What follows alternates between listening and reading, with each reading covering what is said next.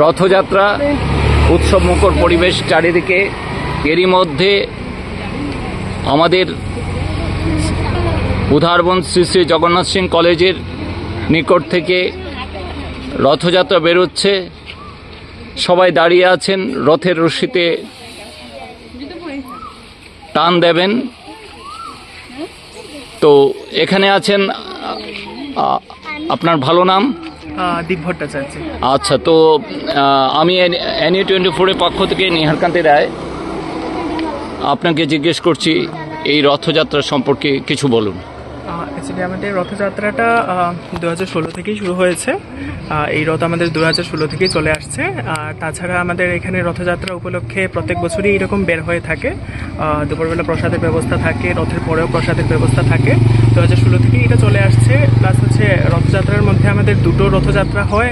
একটা হচ্ছে এই প্রথম রথযাত্রা, যেখানে জগন্নাথদেব মাসির বাসায় যান, আবার ফেরার রথ যেটা হয় মাসির বাসা থেকে আবার ফিরে আসেন। তো সেদিন আমরা আবার উল্টো রথ উদযাপন করে থাকি।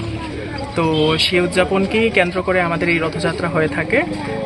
এটা কি ইসকনের সঙ্গে সংযোগ আছে? না, এটা টোটালি ইসকনের সঙ্গে ডাইরেক্টলি সংযুক্ত না থাকলেও মাহাত্ম্য অনুযায়ী তো সব জায়গার সঙ্গে যুক্ত আছে। কারণ রথযাত্রা তো সব জায়গাতেই সমান হয়। যেমন পুরীতে হয়, তেমন সবার ঘরে হয়, সবার বাড়িতে হয়, সব পাড়া মহল্লায় যেখানে বাচ্চারাও ছোটোখাটো করে থাকে। তো সব জায়গাতেই জগন্নাথ সমানভাবেই থাকে।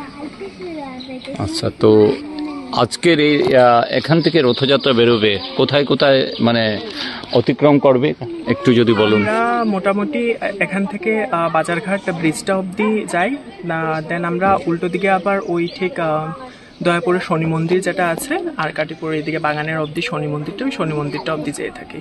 তাছাড়া ওইদিকে আরও অনেক ভক্তরা থাকে যারা পুজো দিতে যায়, তখন আমরা একটু এক্সটেন্ড করি রাস্তা, গিয়ে মোটামুটি আমরা বাগান অবধি যাই। ধন্যবাদ।